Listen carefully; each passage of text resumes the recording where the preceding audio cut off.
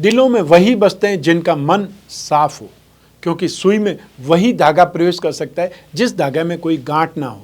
नमस्कार, मैं हूं कमल श्रीमाली। आप सभी का बहुत बहुत स्वागत करता हूं आपके अपने चैनल में और शुक्र के मेष राशि में प्रवेश के इस विशेष एपिसोड में। यह एपिसोड आपकी राशि, नाम राशि अर्थात मून साइन पर आधारित है। वैदिक ज्योतिष के अनुसार शुक्र ग्रह बहुत ज़्यादा महत्वपूर्ण है, क्योंकि ये आपको भौतिक सुख सुविधाएं प्रदान करता है। मान्यताओं के अनुसार शुक्र दैत्यों के गुरु हैं। आपकी जन्म कुंडली में शुक्र के शुभ प्रभाव से सांसारिक सुख और ऐश्वर्य प्राप्त होते हैं।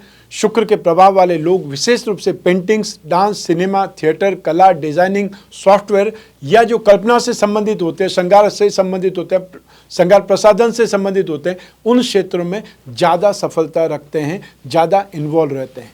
वहीं शुक्र के अशुभ प्रभाव से मनुष्य में संसारहीनता, यौन जनित रोग तथा परिवार में बिखराव की स्थिति निर्मित होती है।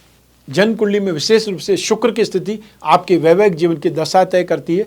आपका वैवाहिक जीवन कैसा बीतेगा, यह सब कुछ आपकी जन्म कुंडली में शुक्र की स्थिति पर डिपेंड करता है। और इसलिए जब भी विवाह के लिए कुंडली मिलान होता है, उसमें 7th हाउस और शुक्र की इंपॉर्टेंस बहुत ज़्यादा रहती है। बाकी तो सब कुछ 5 चीज़ें, 5 एलिमेंट की बॉडी है तो 5 चीज़ें देखनी ही पड़ती है, जिसमें आपका स्वभाव, आपकी मेंटेलिटी, आपका गृह सुख, संतान सुख, दाम्पत्य सुख और आयु का सुख, ये भी महत्वपूर्ण रहते हैं। बाकी सारी चीज़ें गुण और अष्टकूट गुण मिलान, मंगली कुंडली, ये सब कुछ जो जनरल रूप में देखा ही जाता है। इसलिए कुंडली मिलाना आसान नहीं है, बहुत कुछ उसमें देखना पड़ता है कि जीवन में आपको सबसे ज़्यादा दुख किस बात से मिलने वाला है और सबसे ज़्यादा सुख किस बात से मिलने वाला है। विवाह का अर्थ ही सुख होता है, उसमें कोई भी व्यवधान आपके जीवन को खराब कर सकते हैं। आप कितने ही संपत्तिवान हैं, कितने ही सक्सेसफुल पर्सन हैं, लेकिन अगर आपकी मैरिड लाइफ सक्सेसफुल नहीं है तो आपका जीवन आधा अधूरा ही माना जाता है।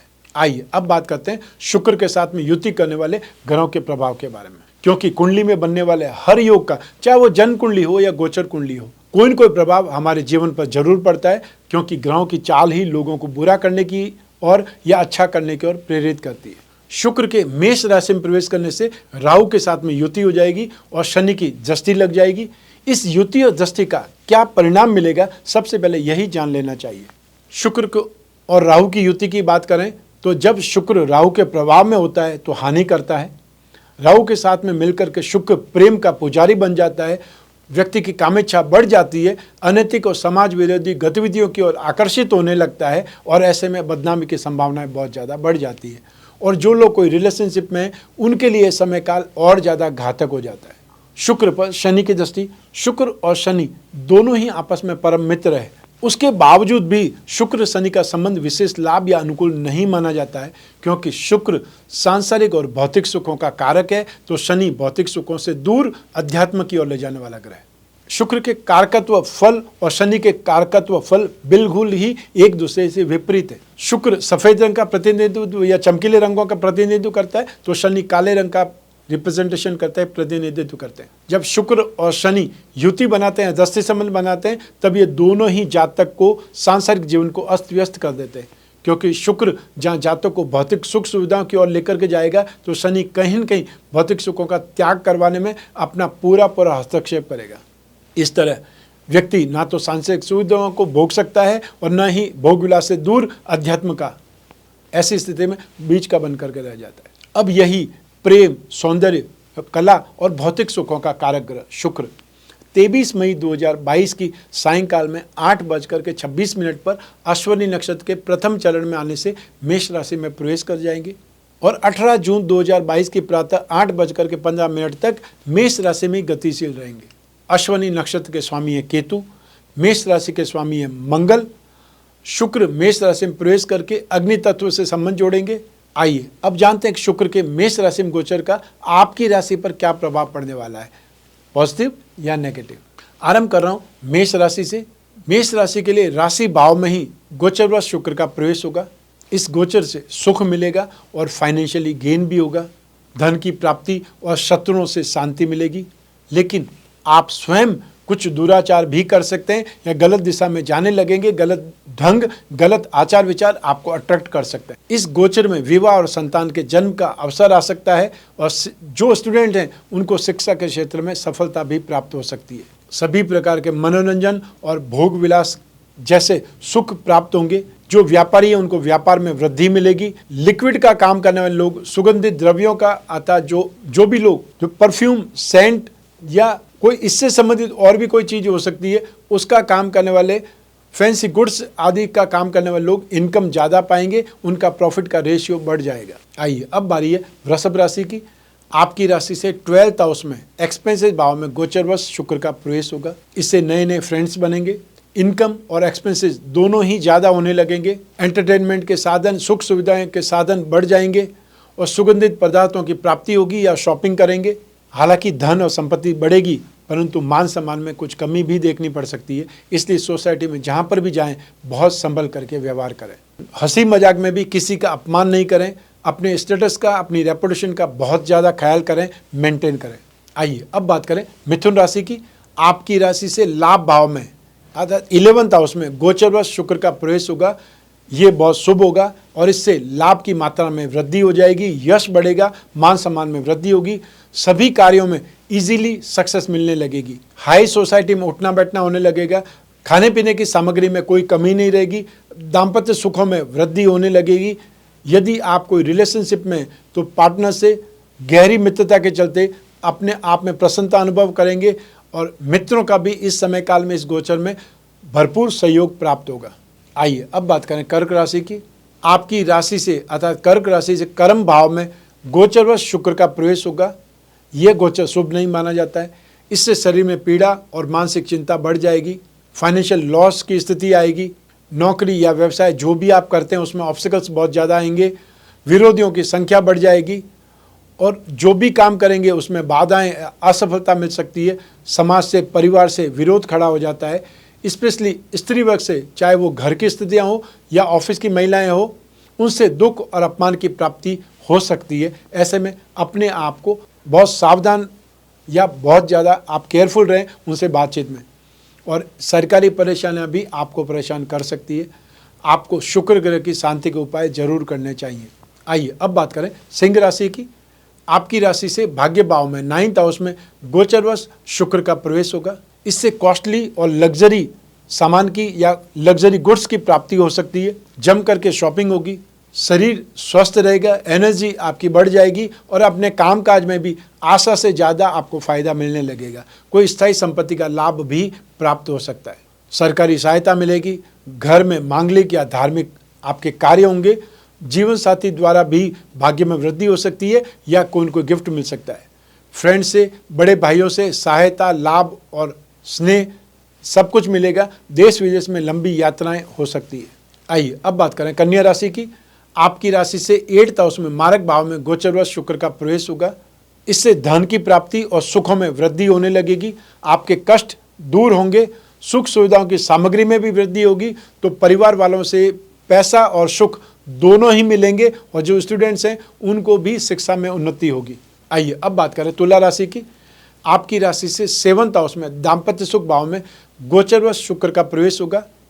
ये शुभ नहीं माना जाता है। इससे अपमानित होने का भय लगा रहेगा। बहुत ज़्यादा मेहनत से, बहुत कठिनाई से जीवन यापन होगा या आपका कामकाज चलेगा। जीवन साथी से या फ्रेंड से विवाद खड़ा होगा या अपने उनके अस्वस्थ रहने की संभावनाएं बन जाएगी।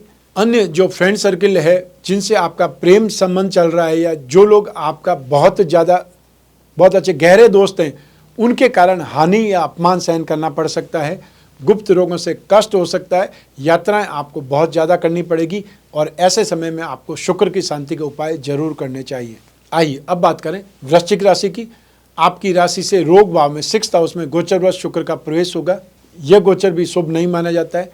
इससे विरोधियों की संख्या में वृद्धि हो जाएगी और उनसे समझौता करने पर विवश होना पड़ेगा। साझेदारों से या घर परिवार में, पेरेंट के साथ में, ससुराल वालों के साथ में, जीवन साथी के साथ में विवाद खड़ा हो सकता है। गलतफहमियां पैदा हो सकती है। यात्रा में भी दुर्घटनाओं से या फिर कोई न कोई कारण से लॉस हो सकता है। शारीरिक कष्ट ज़्यादा मिलेगा और ऐसे समय में जीवन साथी से भी एक प्रकार से विरोध खड़ा हो जाता है या जीवन साथी भी मुंह फेर लेता है। ऐसे में आपको शुक्र ग्रह की शांति के उपाय जरूर करने की सलाह दूंगा। आइए अब बात करें धनु राशि की। आपकी राशि से 5th भाव में शिक्षा और संतान भाव में गोचरवश शुक्र का प्रवेश होगा। इससे संतान से प्रेम बढ़ेगा।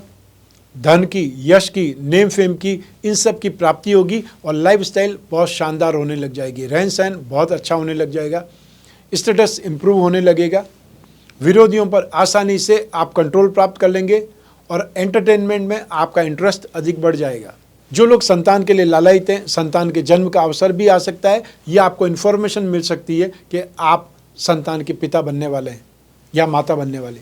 यदि आप कोई रिलेशनशिप में तो पार्टनर से पक्के रूप में संबंध बन सकते हैं, अर्थात आपका रिश्ता तय हो सकता है।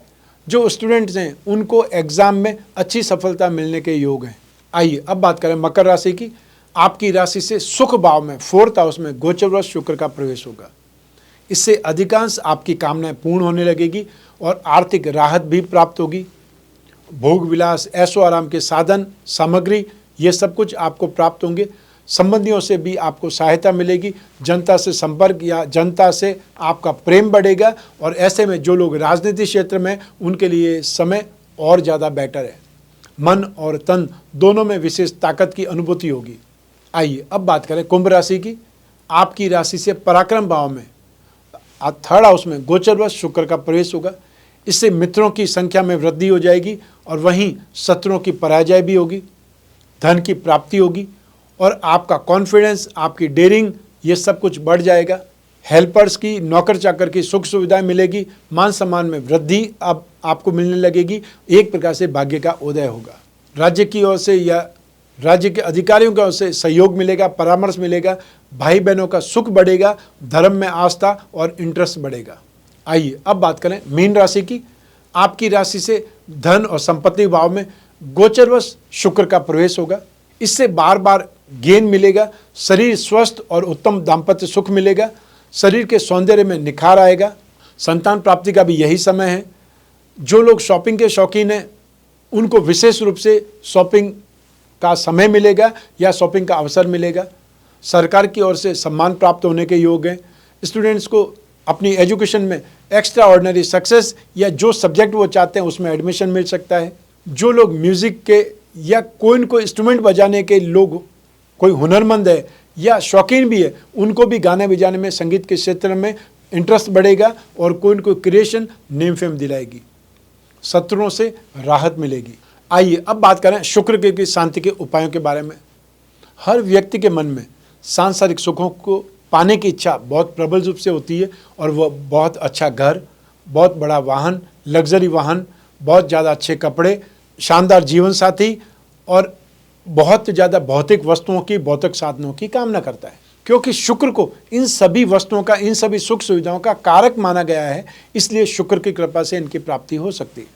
यदि जन्म कुंडली में शुक्र पीड़ित है या कमजोर है या गोचर कुंडली में भी शुक्र पीड़ित या कमजोर है तो जीवन में भौतिक सुखों में कमी आ सकती है। ऐसी स्थिति में शुक्र ग्रह की शांति के उपायों को अपना करके राहत पाई जा सकती है।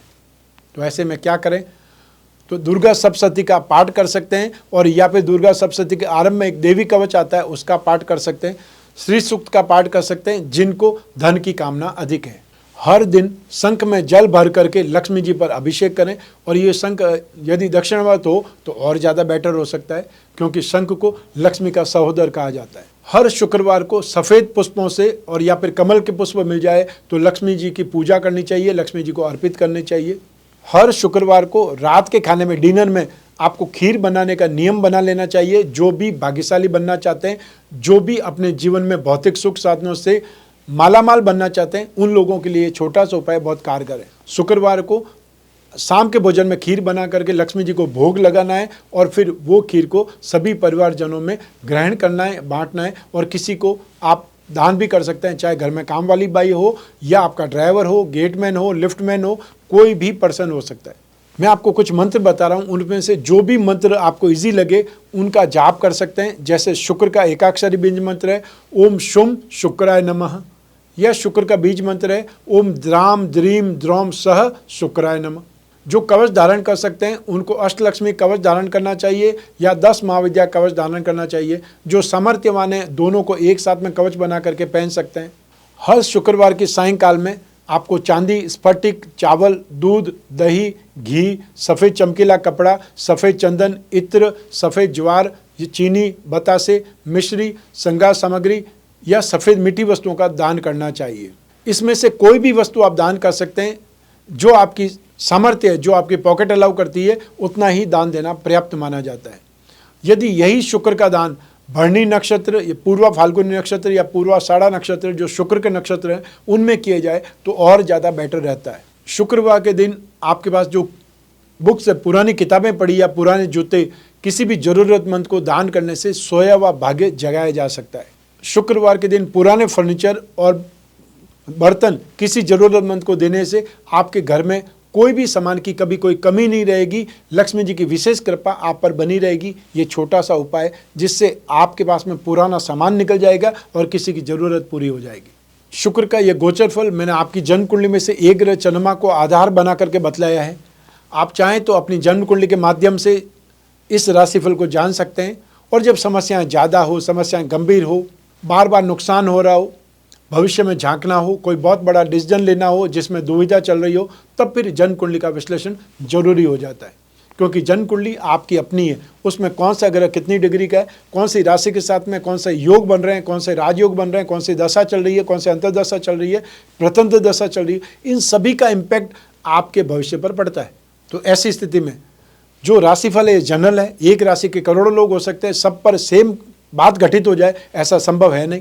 तो ऐसी स्थिति में जब भी समय हो, आवश्यकता हो, अपनी जन्म कुंडली का विश्लेषण करवाना चाहिए। इस एपिसोड के स्टार्टिंग में आपने एक शेड्यूल देखा होगा कि मैं आने वाले समय में कौन कौन से शहर में आने वाला हूं।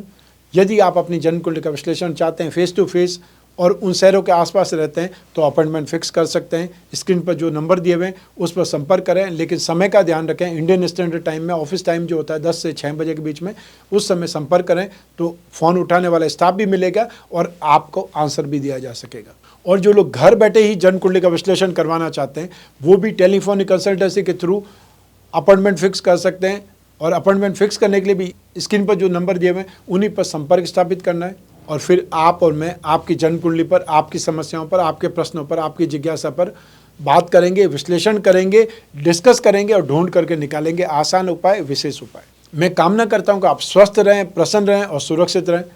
अपना और अपने परिवार का बहुत बहुत ख्याल करें। आप सभी को मेरा नमस्कार, बहुत बहुत शुभकामनाएं। ईश्वर आपकी रक्षा करे, माँ भवानी आपकी रक्षा करे। बहुत बहुत धन्यवाद।